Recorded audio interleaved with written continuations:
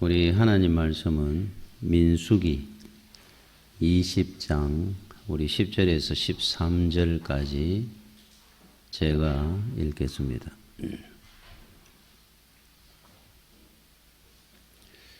모세와 아론이 회중을 그 반석 앞에 모으고 모세가 그들에게 이르되 반역한 너희여 들으라. 우리가 너희를 위하여 이 반석에서 물을 내려야 하고 모세가 그의 손을 들어 그의 지팡이로 반석을 2번 치니 물이 많이 솟아나오므로 회중과 그들의 짐승이 마시니라. 여호와께서 모세와 아론에게 이르시되 너희가 나를 믿지 아니하고 이스라엘 자손의 목전에서 내 거룩함을 나타내지 아니한 고로 너희는 이 회중을 내가 그들에게 준 땅으로 인도하여 드리지 못하리라 하시니라. 이스라엘 자손이 여호와와 다투었으므로 이를 머리바 물이라 하니라. 여호와께서 그들 중에서 그 거룩함을 나타내셨더라. 아멘. 오늘 이 본문 한 4절에 이 말씀처럼 우리 짧은 내용이지만은 굉장히 참 의미가 있고 중요한 내용의 말씀이 나옵니다. 정말 위대한 종, 위대한 종 하는 말이 표현이 좀 어폐가 있습니다만은 참 대단한 인물이었죠. 모세. 그가 꿈에도 그리던 가나안 땅 그 입성을 눈앞에 두고 하나님으로부터 벌을 받아 가나안 땅에 못 들어가게 되는 모세가 죽으면서 이스라엘 백성이 마침내 가나안 땅으로 들어갑니다. 도대체 모세가 만약에 이스라엘이 가나안 땅으로 들어갈 때 1번으로 들어가야 될 사람인데 건강이 약해서 나이가 많아서 죽은 것이 아니라 그러는데 아직 눈이 어둡지 아니하고 건강했다 그러는데 그러니까 하나님께서 그 생명을 거두어 가셔서 모세가 가나안 땅에 못 들어간 겁니다. 엄청난 사건입니다. 그 사건이 바로 오늘 본문에 기록되어 있습니다. 여러분, 모세라는 인물은 이 땅에 여러분들이나 저도 마찬가지입니다. 하나님께서 사명이 있어서 이 땅에 보낸 거예요. 그저 이 땅에 왔다 가는 인생 없습니다. 하나님의 자녀들은 우연이 없다 그랬으니까. 모세는 그런데도 불구하고 우리보다 훨씬 더 많은 사명을 갖고 이 땅에 태어났던 사람입니다. 이스라엘 그 동족 애굽의 노예로 있던 이스라엘을 해방시키기 위해서 400년간 노예 생활하는 자기 동족을 구하기 위해서 이 땅에 태어난 사람이에요. 이 사람은 분명히 자기 사명을 갖고 있었습니다. 해방시켜야 됩니다. 자, 그 일을 위해서 40년간 이스라엘에서 왕자로 있으면서 그 과정도 여러분 잘 알 겁니다. 지도자 교육을 40년을 받은 거예요. 여러분, 이스라엘 백성들 200~300만 이끌어내는 게 쉽겠습니까? 오합지졸들, 질서라는 그 세계를 모르고 살았던, 조직의 세계를 안 살아봤던 굉장히 참 위대한 지도자입니다. 모세는. 고생도 많이 했겠죠. 그 40년을 지도자 생활을 위해서 훈련받았는 기간, 그 다음 40년 광야에서 처가살이하면서 처절하게 바닥에 떨어져서 고난이라는 그 속에 훈련을 철저히 받았던 사람. 그 80년의 세월을 훈련을 받고 나머지 40년을 이스라엘의 해방의 지도자가 돼서 가나안 땅으로 이끌어가던 그 모세가 참 모세는 자다가도 일어나서 가나안 kes을 사람 같아요. 얼마나 기대했겠습니까? 자기도 본인이 못 들어간다 이 결정이 나니까 야, 정말 참 그 상황이 비참했을 것 같아요. 모세의 죽음에 대해서는 더 이상 기록이 없습니다. 시신을 못 찾도록 했습니다. 느보산에서 죽은 것만이 기록되어 있습니다. 왜 또 시신까지 하나님이 숨겼을까? 살아서 성천하지는 않았습니다. 분명히 죽었습니다. 샅샅이 뒤졌을 건데 모세가 죽었으니까 온 백성들이 다 모여가 모세의 시신을 찾았을 거 아닙니까? 그러니까 하나님께서 완벽하게 숨기셨던 이유가 뭘까? 하나입니다. 추측컨대 아마 모세의 시신이라도 나왔다 그러면은 여러분 저 경주가 천마총이라든지 김유신 묘라든지 엄청나게 큰 묘가 있죠. 왕릉들, 장군묘. 아마 그보다 10배는 더 크게 지었을 겁니다. 우상화했을 거예요. 하나님은 미리 아시고 막으셨을 것이다. 그렇게 추측을 합니다만. 하여튼 모세는 대단한 분인데 어떻게 이렇게 죽을 수 있을까? 반석을 2번 치면서 화 1번 냈는 것이 하나님이 보실 때 그렇게 큰 죄였단 말이냐? 이 이유가 어디에 있을까 궁금합니다. 여러분 하나님께서 오늘 본문의 말씀해 보니까 너는 많은 이스라엘 자손들 목전에서 내 거룩함을 나타내지 않았다. 엄청나게 큰 죄입니다. 13절 하반절에도 보니까 여호와께서 그들 중에 그 거룩함을 나타내셨더라 스스로. 자, 거룩함 이건 인간의 어떤 품성이나 이런 데는 쓰지 못하는 단어입니다. 이건 하나님께만 쓸 수 있는 단어 거룩함. 여기에는 많은 것들이 함축되어 있습니다. 쉽게 이야기하면은 하나님의 인자하심, 사랑하심, 지혜, 권능, 선하심, 완전하고 온전하심 이 모든 것을 합해서 거룩하다 이렇게 표현을 하는 거예요. 이건 사람한테 쓸 수 없죠. 그러니까 우리가 완전합니까? 온전합니까? 선합니까? 전지전능합니까? 이거는 하나님께만 쓸 수 있는 단어입니다. 자, 그러면 경건이라는 건 뭐냐? 우리가 쓸 수 있는 단어. 경건한 신앙인. 경건이라는 것은 우리가 어디에 살든지 간에 죽든지 살든지 하나님의 그 거룩하심을 세상에 드러내고 사는 것, 삶. 그게 경건입니다. 세상에 우리가 증거하는 거죠. 하나님은 완전하시고 선하시고 우리를 사랑하시고 지혜로우시고 전지전능하신 하나님임을 우리는 세상에 드러내고 사는 일이 경건한 삶입니다. 늘 하나님 의식하는 거죠. 그죠? 자, 그러면은 온전한 믿음, 완전한 믿음이라는 것과 경건과 하나님의 거룩함은 일직선상에 있습니다. 이건 다른 단어가 아닙니다. 온전한 믿음을 가지면 경건하게 살 거고 경건한 자는 하나님의 거룩하심을 드러내고 살 거니까. 자, 모세가 하나님 앞에 가장 큰 실책, 불충은 하나님의 거룩함을 나타내지 아니했다는 말은 되짚으면 경건하지 않았다. 온전한 믿음이 아니었다 하는 거하고 같은 거죠. 일직선상에 있다 그랬으니까. 그래서 12절에 여호와께서 모세와 아론에게 이르시되 너희가 나를 믿지 아니했다 그럽니다. 자, 믿음과 경건함과 거룩함은 한 직선상에 있다 그랬으니까 이거는 믿음이 아니라는 것이에요. 여러분 모세가 믿음이 없다 하면 이 말이 안 됩니다. 모세는 하나님을 믿었기 때문에 그 바로왕 앞에 가서 그 믿음을 전가하면서 이스라엘 백성들을 이끌어왔는 전부 믿음이잖아요. 그런데 너는 나를 안 믿었다 이렇게 결정을 했어요. 하나님이. 경건하지도 않았고 그래서 하나님의 거룩함을 나타내지 않았으니까 이거는 같은 이야기입니다. 믿었는데 왜 안 믿었다 그럴까? 여기서 말씀하는 것은 하나님의 생각과 계획과 마음과 뜻을 네가 이해를 못했다는 것은 믿음이 없다는 증거다 하는 뜻입니다. 자, 우리는 하나님을 믿습니다. 그런데 믿는데 내 믿음을 가지고 우리는 결정을 합니다. 그럼 하나님 보실 때 믿음은 뭐냐?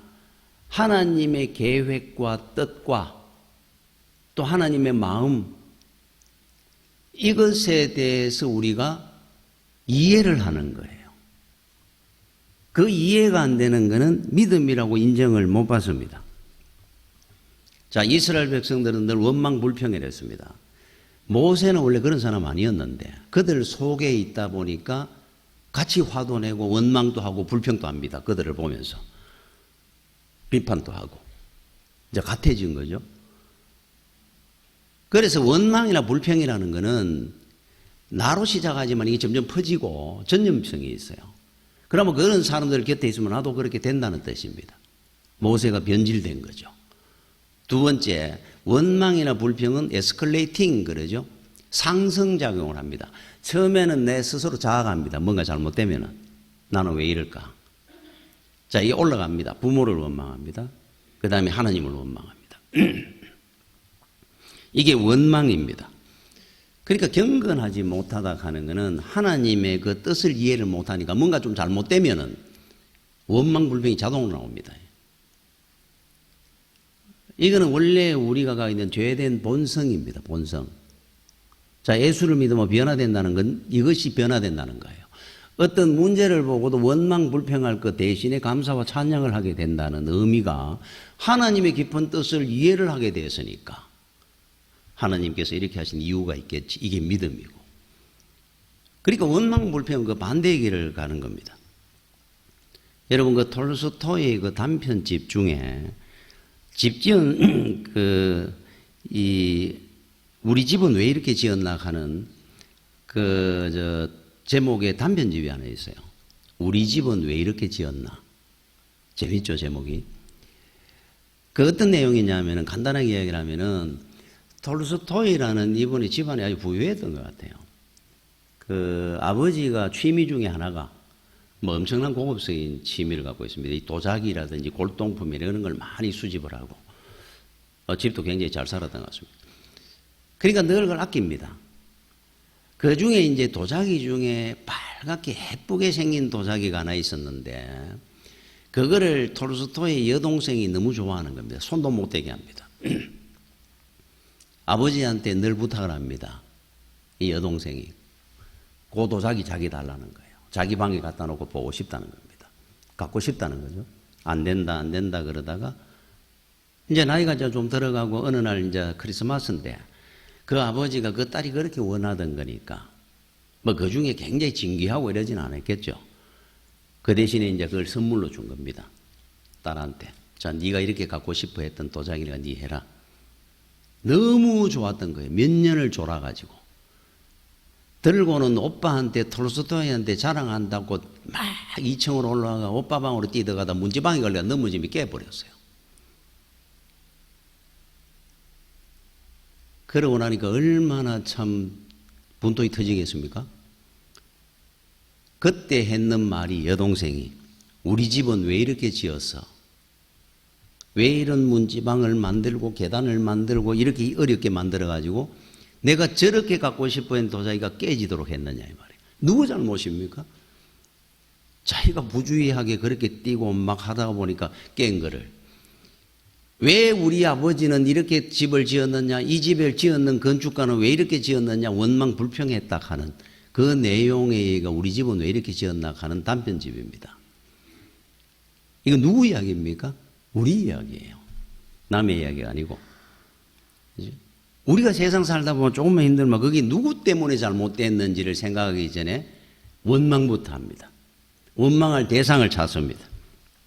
나는 왜 이럴까? 세상은 왜 이러냐? 하나님은 날 사랑하느냐 안 하느냐 이렇게 생각합니다. 자, 그 내용입니다. 자, 그러면서 이제 모세가 마침내 징벌을 당하는데 가나안 땅에 들어가지 못하게 되는 이런 엄청난 징벌의 이유를 무엇일까? 그러면서 하나님께서 말씀을 합니다. 12절에 너는 나를 믿지 아니했고 하나님의 거룩함을 나타내지 않았다 그럽니다. 그러면서 10절 하반절에 이렇게 말씀을 합니다. 이 행동을 두고 하나님이 구중을 하는 거예요. 우리가 너희를 위하여 이 반석에서 물을 내랴. 모세가 화를 내면서 반석 2번을 쳤습니다. 물은 쏟아져 나왔어요. 그 부분에 대해서 하나님이 징벌을 하는 겁니다. 그 반석에 물을 쏟게 한 분은 누굽니까? 하나님이죠. 물이 하늘에서 비가 되가 떨어지는 거 봐도 밑에 땅에서 솟아오르는 거 봤습니까? 반석에서. 모세가 그냥 바위를 갖다가 반석을 2번 쳤다고 물이 솟아나겠습니까? 이스라엘 백성들 해방시킬 때 바로 앞에 10가지 재앙이 일어났는데 뭐 강이 뭐 피가 되고 이런 이적들을 모세가 한 적이 있습니까? 모세가 어떻게 그런 일을 합니까? 해방시켜 나올 때 홍해가 갈라졌습니다. 누가 한 겁니까? 하나님이 하셨죠.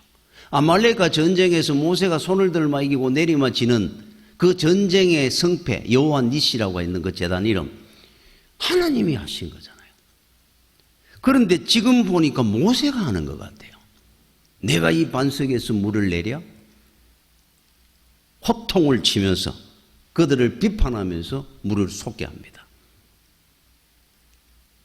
가장 큰 죄 중에 하나가 하나님의 거룩하심을 나타내지 않았다 그럽니다. 본능대로 행한 거예요. 인간의 본능은 가만히 두마 교만이죠. 교만. 에덴 동산에 쫓겨날 때처럼. 교만이라는 게 뭡니까? 내가 했다라고 생각하는 겁니다. 이거는 자기 자랑을 하는 겁니다. 하나님은 없어져 버린 겁니다. 내가 반석에서 물을 내주는 것처럼 표현을 했어요. 이게 어떻게 모세 속에 아직까지 있었을까? 80년 또 이스라엘 백성들을 40년을 이끌고 왔던 모세가 100년이 넘도록 변화되는 길을 살아오면서 훈련을 받고 야 어떻게 지금도 그 속에 애굽의 그 사람이 본성이 남아 있었다는 거잖아요.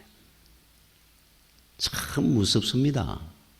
우리 신앙의 길에 말 한마디 변화된다는 것이 이게 징벌의 첫 번째입니다. 변화되지 못한 교만이에요. 네가 뭔데 네 이름을 거기 들이미느냐 말이야. 하나님 보시기에. 하나님이 영광을 만약에 가리는 내가 그 영광에 숟가락을 얹는 걸 하나님이 굉장히 싫어합니다. 첫 번째 이유입니다. 그런데 우리는 투가마 그런 일이 많아요.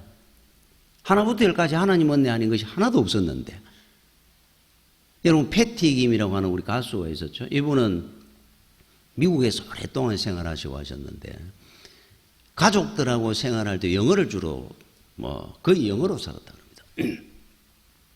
우리나라 말을 쓰는 게 아니고.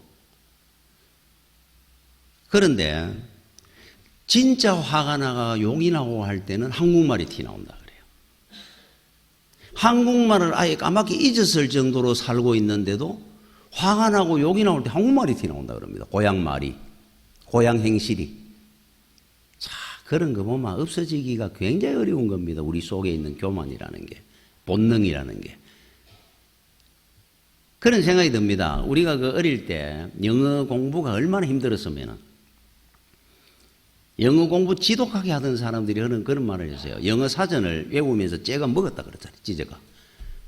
먹으면서 영어를 공부를 했다 할 정도로 지독하게 공부를 했지 않습니까? 신앙의 길은 그보다 더합니다.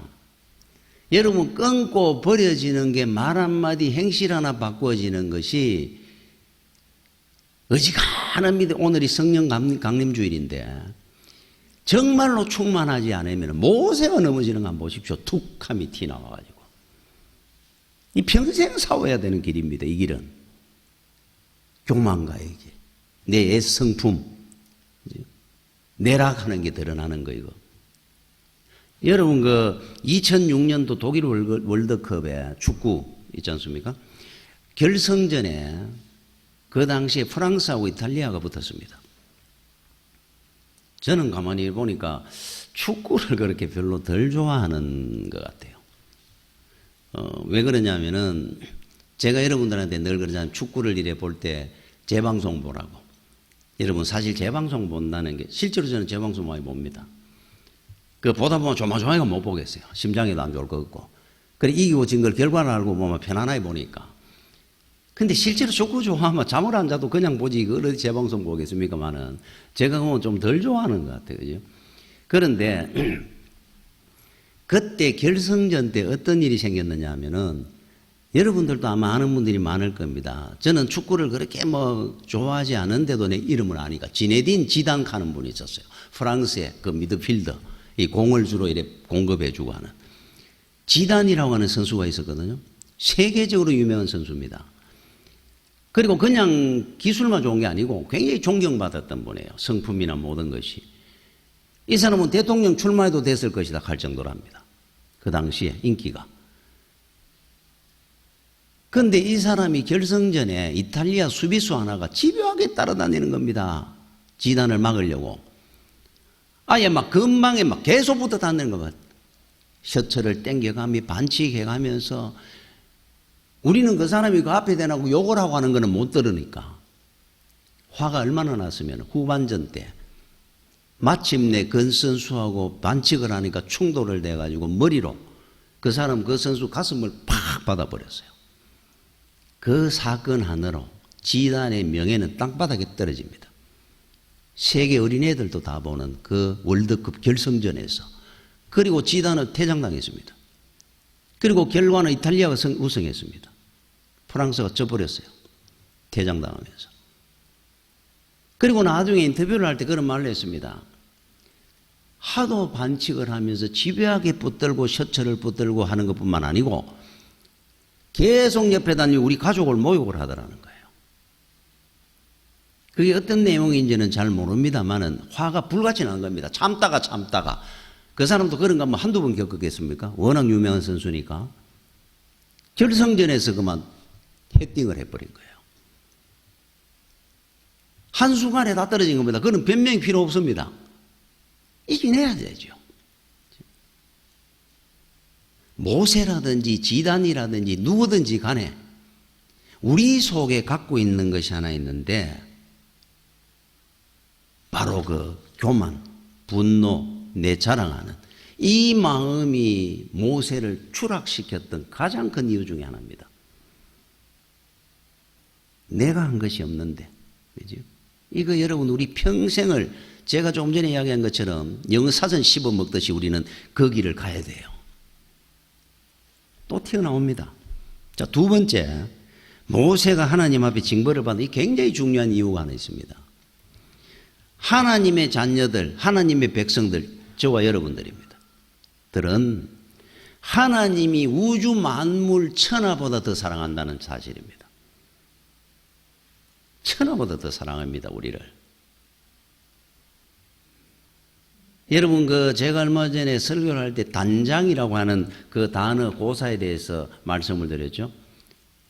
어떤 사람이 원숭이 새끼 잡아가지고 배를 타고 가는데 어미가 알고 따라가 옵니다. 강을 따라 배는 타고 가는데 백리길을 따라왔다가 나중에 그 배가 정박한 사이에 배로 뛰어 올라와가지고 그 새끼를 만나자마자 피를 토하고 죽었다.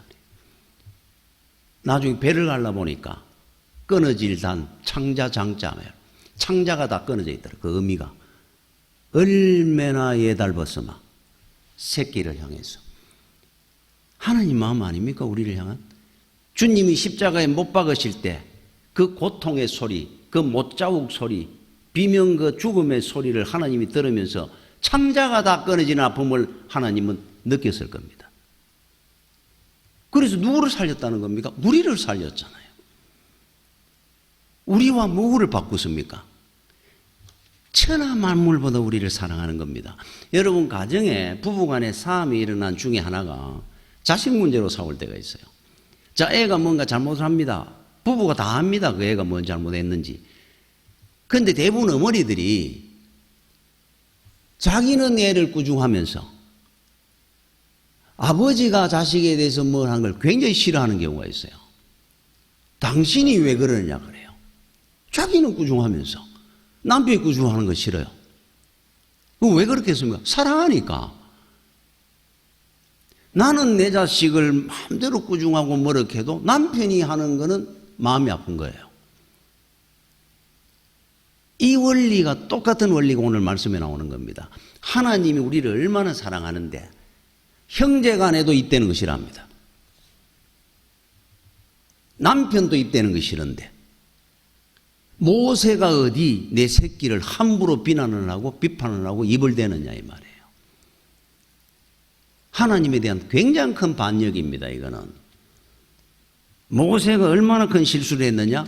우리가 생각할 때 그 별것도 아닌 것 같은데 이스라엘 백성들이 애를 많이 먹었거든요. 늘 원망 불평하고 모세를 죽이려고 그러고 거기에 대해서 화를 좀 냈다고 하나님이 분노를 하시는 거예요. 하나님은 하나님 홀로는 다 하십니다.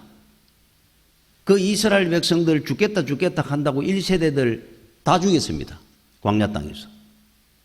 하나님의 매는 엄청납니다. 사울왕 집안을 갖다가 멸족을 시킵니다. 하나님은. 하나님은 원 없이 맞 때립니다. 잘못하면은. 단 우리가 형제들이 그 하나님의 자녀들을 입을 대고 비난한다든지 매질을 하면은 용서 안 해요. 잘못된 거는 똑같이 압니다. 하나님도. 하나님의 사랑입니다. 여러분, 한 청년이 아가씨를 너무 한 아가씨를 사랑해가지고 따라다닙니다. 자, 이 아가씨가 얼마나 악독하냐면은 자꾸 따라다니는 그 청년한테 정표를 보여달라는 거예요. 세상에서 나를 제일 사랑한다는 정표를 가보라는 거예요. 그리 청년이 묻습니다. 어떤 정표가 필요하냐? 어머니의 심장을 꺼내오라는 겁니다. 네가 제일 세상에서 사랑하는 그 어머니를 심장을 내한테 가져오면은 세상에 나를 제일 사랑한다는 걸 내가 알게. 정표로. 야, 이 청년이 어머니의 심장을 꺼냈습니다. 그 아가씨한테 심장을 갖다 주려고 막 뛰어가는 중에 모퉁이를 돌다가 사람하고 부딪히며 심장을 떨어뜨렸어요. 다시 그 심장을 주우려고 그러는데 그 심장에서 소리가 나는 겁니다. 얘야, 조심하지 그러냐? 다친 데는 없어? 조심하게 다녀라. 앞을 잘 보고. 그때 그 청년이 피눈물을 흘리며 후회를 했다 그럽니다. 여러분, 부모의 사랑은 자식의 행복을 위해서라면은 심장도 꺼내줍니다. 부모는. 이게 하나님이 우리를 향한 사랑인데 모세는 이 사랑을 몰랐던 겁니다. 너는 나를 안 믿었다 그럽니다. 그래서 네가 나를 모르는구나. 모르면 믿음이 없는 거예요. 하나님을 모르는데 무슨 믿음이 있습니까?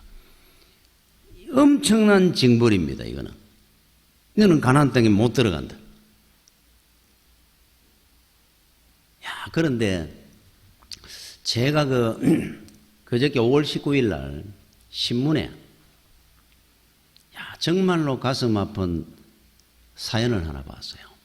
여러분, 1995년에 서울 삼풍백화점이 붕괴가 됐습니다. 많은 사람들이 사망을 했습니다. 그때 정광진 변호사라는 분이 딸이 넷 있는데 위에 29, 28, 25 세 딸이 거기 갔다가 죽습니다. 붕괴 사고에. 여러분, 한번 상상해 보십시오. 딸 셋이 한 번에 죽었어요. 신앙이 독실한 집안입니다. 그 딸들과 이 정광진 변호사의 부부가.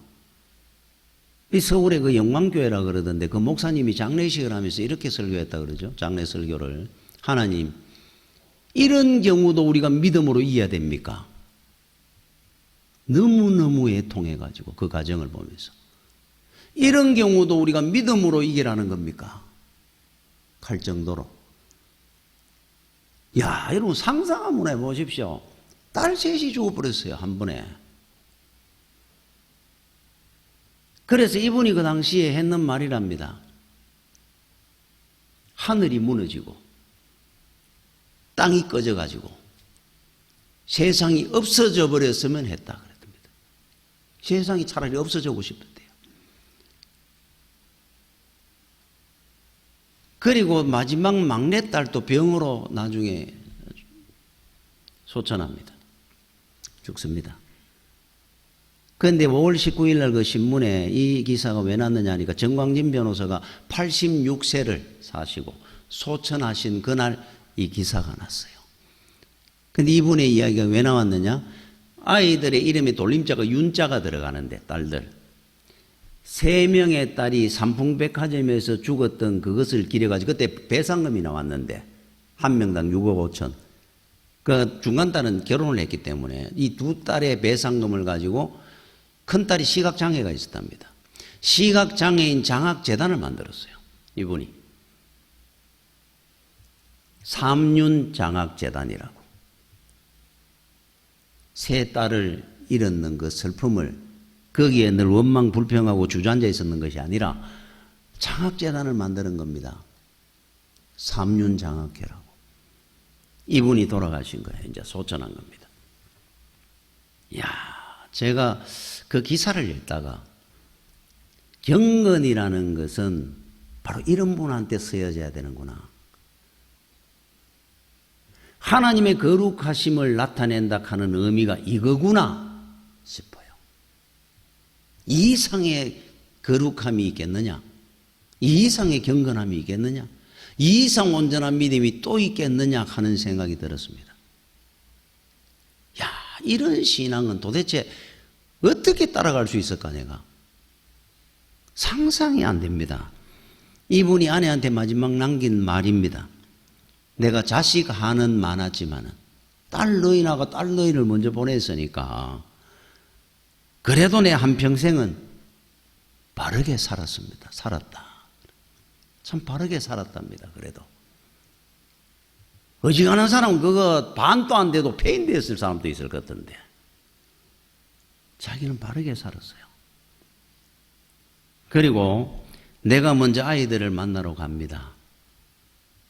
그런데 걱정이 내가 여자들한테 잘하는 법을 몰라가지고 미안하다고 그러고 떠났답니다.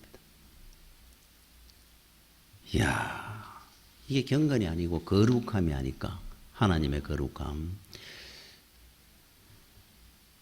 또 하나 우리가 가져야 될 마음이 하나 있습니다. 세 번째. 하나님 우리를 극진히 사랑합니다.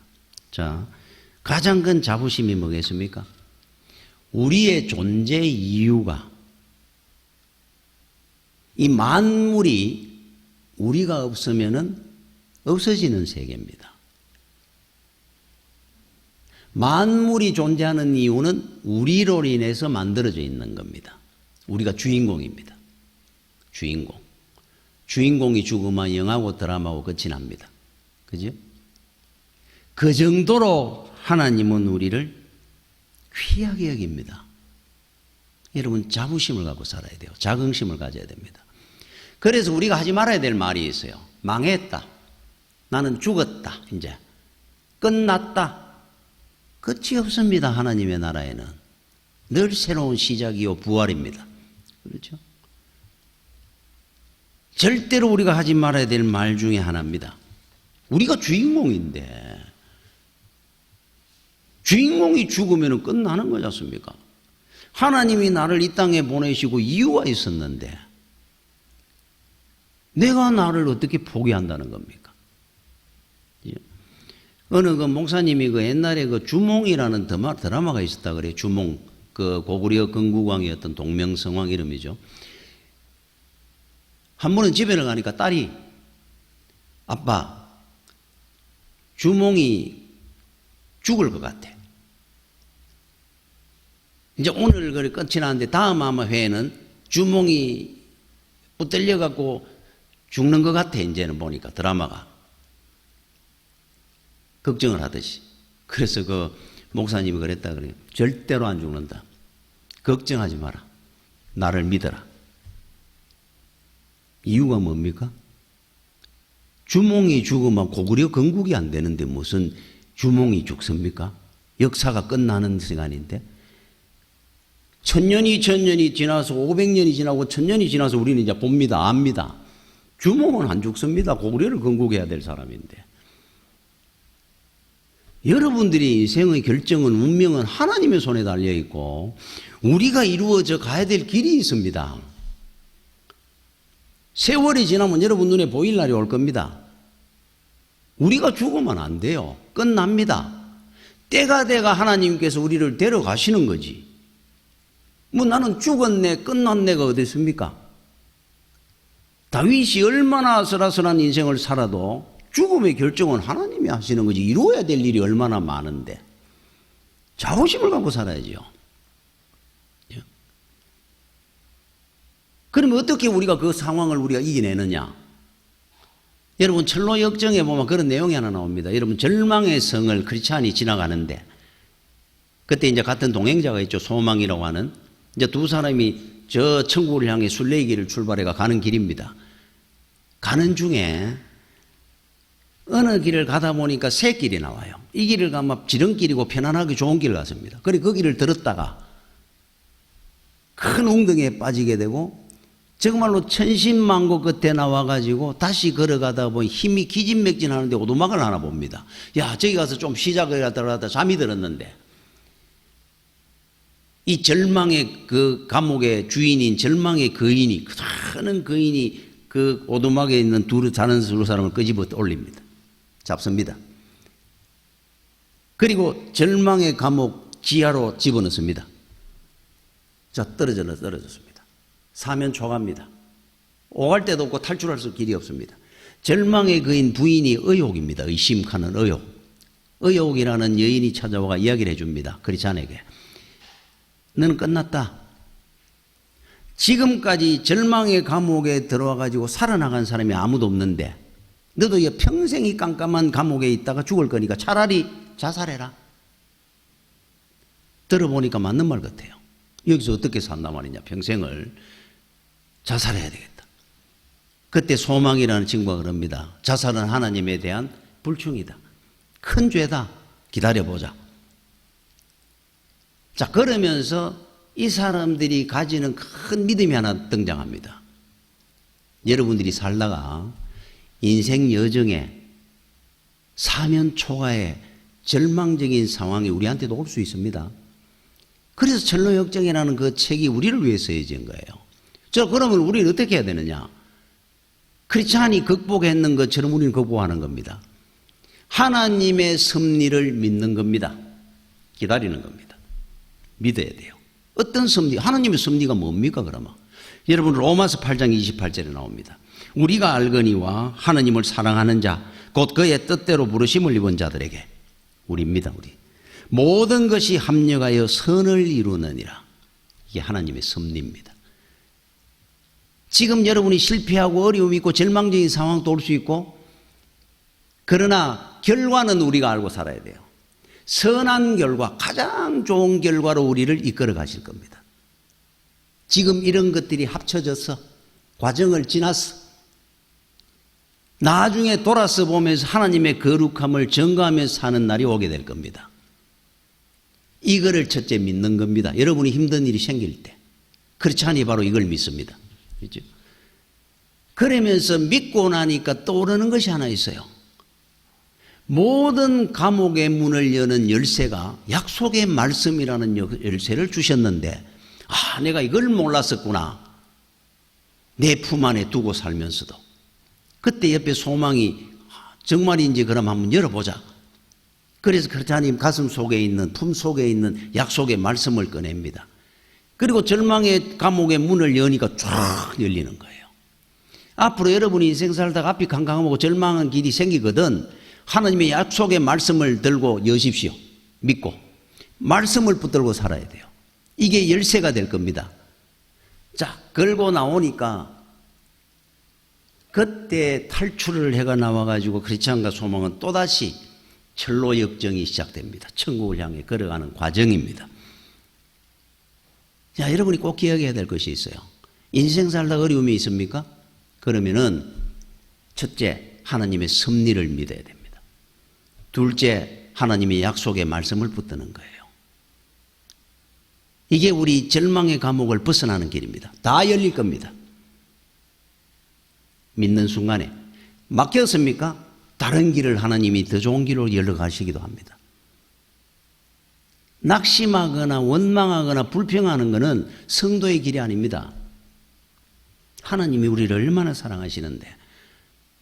여러분, 한 청년이 있었어요. 이 사람 화가입니다. 지금은 소설가로 우리나라 유명한 사람이 된 사람입니다. 신앙심이 독실했는 사람입니다. 화가다 보니까 그림을 늘 그려가지고 서울에 거기 해화동 도남동 있죠. 도남동 쪽에서 늘 길에다가 늘어놔놓고 한 20몇 점씩 자기가 그린 그림을 팔았습니다. 배가 고픕니다. 하나도 안 팔립니다. 늘 깔아놔 놓고 또 가지고 오고 리어카에 실어가 집에 오고 또 가서 깔아놨다가 하루 종일 있다가 가져옵니다. 배가 고픕니다. 밥 사 먹을 돈이 없으니까. 그래서 과일전이나 이런 데 가면은 사과가 썩어가지고 버려지는 사과가 있습니다. 그거를 줍기도 하고 싼 값에 사기도 해가지고 한 박스씩 리어카에 싣고 다닙니다. 왜 이걸 싣고 다니냐니까 밥 먹을 돈이 없어가지고. 배가 고프면은 사과를, 썩은 사과를 가지고 여기 깔아놔 놓고는 저 뒤 골목으로 들어가서 누가 볶아봐. 칼로 후벼파고 그 사과를 먹습니다. 배가 고파서. 그것도 아껴 먹느라고 오전에 2개, 오후에 2개를 먹습니다. 그리고 그 사과 박스를 싣고 다니고 그림을 싣고 다니면 늘 깔아놔놓고 마로니에 공원 앞에도 해화동의 어느 여중학교 앞에 매일 싣고 다니는데 한 점도 제대로 안 팔립니다. 얼마나 낙심이 옵니까? 근데 이분이 나중에 그 이야기 했어요. 내가 절망하지 않고 낙심하던 이유는 나는 하나님을 믿었기 때문이다 그래요. 하나님을 믿었답니다, 본인은. 그런데 그림을 이 사람은 그리고 전공했는 사람인데, 근데 이 사람이 자기는 글을 잘 썼어요, 글을. 그러니까 앉아가지고 심심합니다. 하루 종일 그림 그 전시해 놔놓고 앉아있으니까 할 일도 없고, 심심하고 하니까 틈만 날 때마다 글을 씁니다. 이 사람은 유명한 소설가고 동화 작가입니다. 동화도 씁니다. 생각날 때마다 노트에 놓습니다. 7년 만에 작품 하나가 나왔어요. 그 작품을 들고 출판하려고 5군데 출판사를 찾아다니는데 다 거절당합니다. 아이들 그 동화 하나를 출판하려고 7년을 쓴 겁니다. 그림 전시해 놔놓고 옆에 앉아가지고 6번째 출판사를 찾아갔는데 그 출판사 사장이 읽고는 한번 출판해보자 계약을 했어요. 책이 나왔습니다. 360만 부가 팔려간 베스트셀러가 됐어요. 그 사람 이름이 바로 이철환이라고 하는 작가입니다. 이 사람이 썼는 그 책 중에 연탄길, 이게 360만 부 팔렸어요. 아이들 동화 이야기입니다. 아름다운 꼴찌, 행복한 고물상, 세상에서 가장 맛있는 짜장면. 여러분들이 아마 들어본 분들도 있을 겁니다. 이 사람 이야기예요. 하나님의 섭리를 믿었던 겁니다, 이분은. 그 어려운 가운데서도 이겨냈죠. 자, 여러분들도 살아가다 보면은 힘든 일이 있습니다. 그럴 때 낙심하지 마십시오. 모세처럼 화도 내지 말고 하나님의 섭리를 믿고 하나님이 나를 얼마나 사랑하느냐를 믿으십시오. 반드시 하나님은 또 다른 길을 인도해 가실 것이라 말씀을 붙들고 승리하는 여러분들이 되시기를 축원합니다. 기도하겠습니다. 주여, 은혜를 감사를 드립니다. 우리가 믿음 안에서 참으로 경건한 믿음으로 하나님을 거룩함을 나타내고 사는 우리 믿음의 성도들이 되기를 간절히 원합니다. 어렵고 힘들 때에도 주의 섭리를 믿게 하시고 하나님이 나를 얼마나 사랑하는 자를 믿게 하여 주셔서 승리할 수 있도록 인도하여 주시옵소서. 예수님 이름으로 기도드립니다. 아멘.